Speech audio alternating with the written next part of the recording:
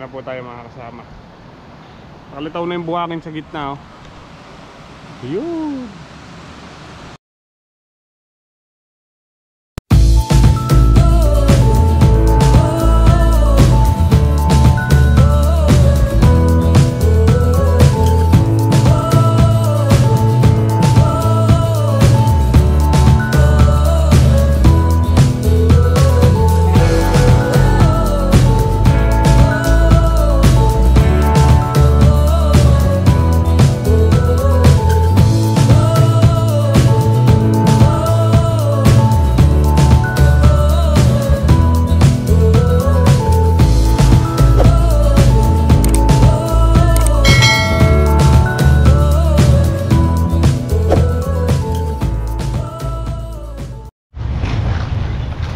Ay, yun, good afternoon po mga kasama. Yun pa lang tayo makakapag-vlog at kaninang umaga nagbayad po tayo ng electric bills. Tapos ngayong makapananghali, pahapon na pala, alas 3. Pumunta po tayo dito sa Lakyos. Bumalik po kami ni Lynn para kumuha po ng medical certificate para sa teacher ni Ate Chantal. Kailangan po papakitaan ng medical certificate para meron siyang excuse, ganun ba yun? Parang ano. Ayan, tapos pagkatapos po namin dito, didiretso tayo ng ng Kong Dadong Dam. Dito lang po yun sa highway na yan, San Juan Banyo. Silip lang po tayo doon dahil malapit na man na dito. Happy birthday nga po pala kay Tatay Sisko. Birthday po niya ngayon.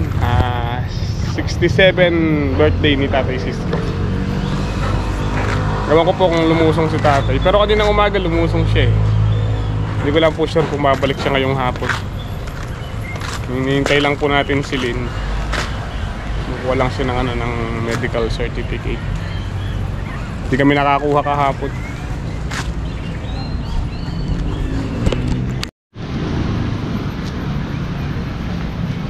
Sa mga kasama. Punta na ang Dadong Dam. Silip tayo saglit doon. Punta po kami sa hospital ulit. Ngayon sa wakas nakalabas na si Ate Chantal. Kahapon. Thank you Lord talaga. Kinuha lang po natin siya ng medical certificate kasi next Monday na po siya papasok. Ano yun, pinaka-excuse letter niya? Oo. Okay. Kumbaga bibigyan na lang siya ng special test ni Monday. Yun po. Okay. Tara. Mga kasama, punta muna po tayo ng Kong Dadong Dam. Tingnan natin kung maraming doon. Isda. Favorite ko naman yun. Isda. Ngayon na mga kasama. Bundok ng Mount Arayan. Ano na lang sa Lakyos. Lakyos ba ito? Banyo? Lakyos muna tapos Banyo. Sa doon Banyo. Ito parang yung Lakyos to? Oo. Kayang pumunta sa mo. Ewan ko sa kanya. Tignan daw po niya yung mga isda. Kasi nagtanong yung cellphone nyo.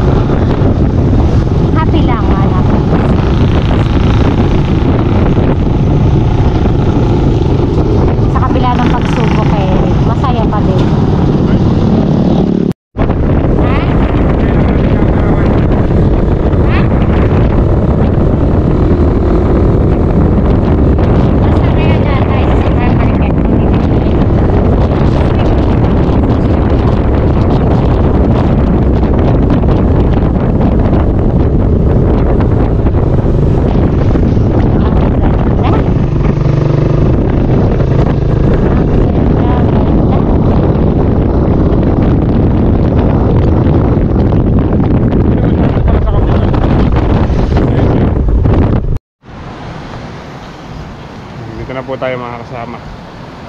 Nakalitaw na yung buhangin sa gitna, oh. Yun. Dito malakas yung agos itong isang gate. Yun lang yung malakas na agos gawi dito. Walang nangingisda, no? Wala, ito yung... Ayun na, may mga nakaumang sila doon pero hindi na umaandar dahil wala nang agos eh.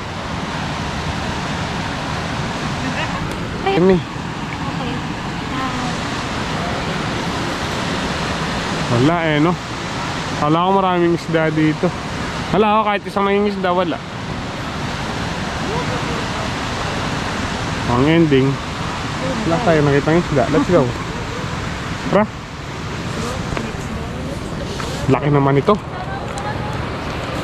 Ano ba yan? Talan.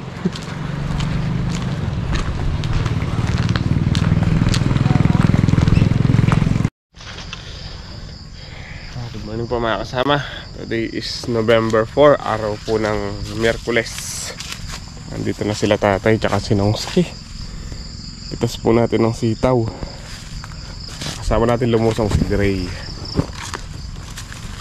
Yung sitaw medyo mahina na po yung bunga. Itong mga matatanda. Tapos yung presyo bumaba.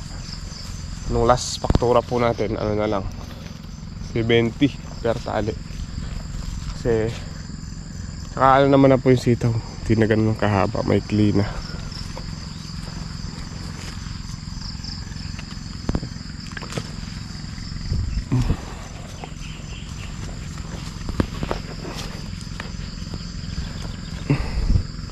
Yung iba iniwan namin talaga para magawa pong binhi.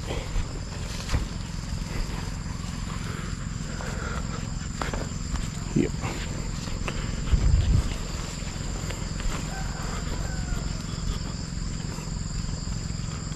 Si tatay, yung si Nongski.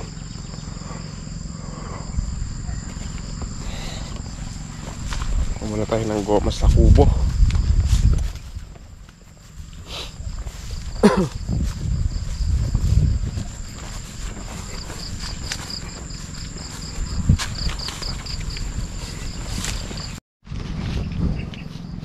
Nakakabigla naman itong mga sitaw na ito. Lakas lumaki.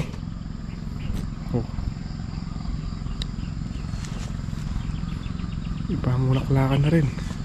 Bilis ah. Scatter na.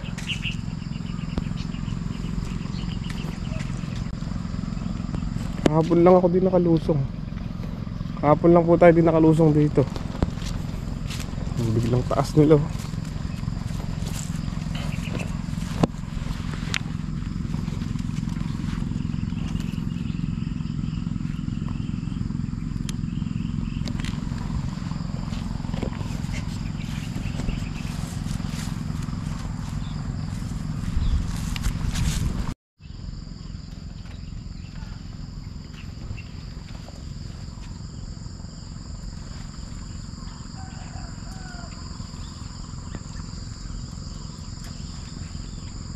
Sama pinasa po tayo.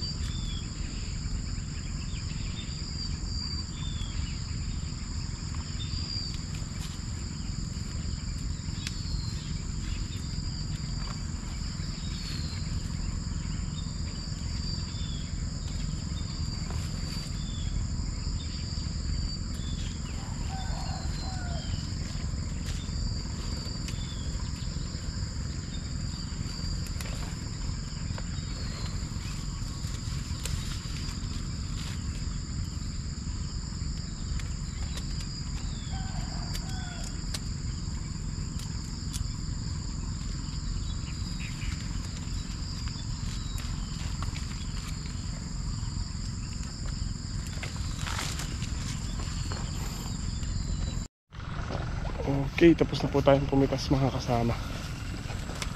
Akin muna tayo sa kubo.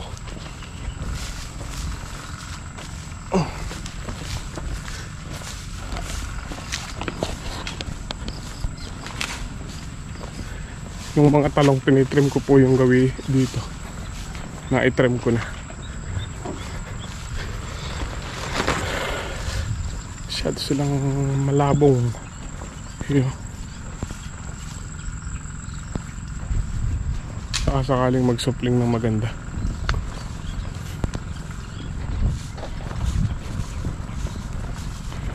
Pero aga rin po tayong aahon.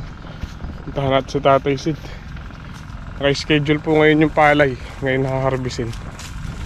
Dapat kahapon kaso lang yung harvester may giniik po na iba kaya na-cancel kahapon. Ngayon po ulit naka-schedule. Tama-tama kahapon kasi makulimlim, ngayon maganda yung sikat ng araw.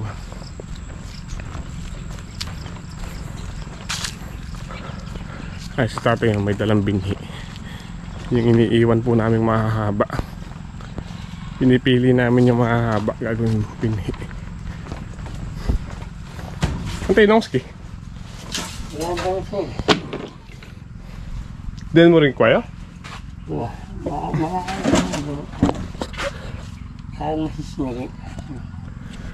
Kakabada rin eh. Kaya ang bilad ko kaya ng talo. Oh. Butol.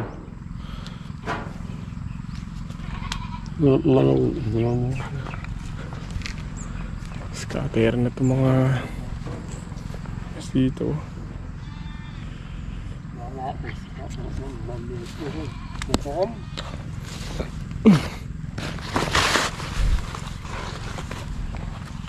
Kabasada pag gabon eh.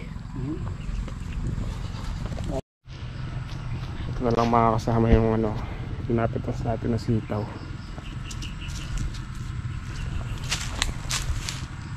Kunti na lang. Pauwi na po tayo at pupunta tayo ng mapalad. Tingnan natin yung nag-harvest ng palay. Para na Gray. Gray, sakay na.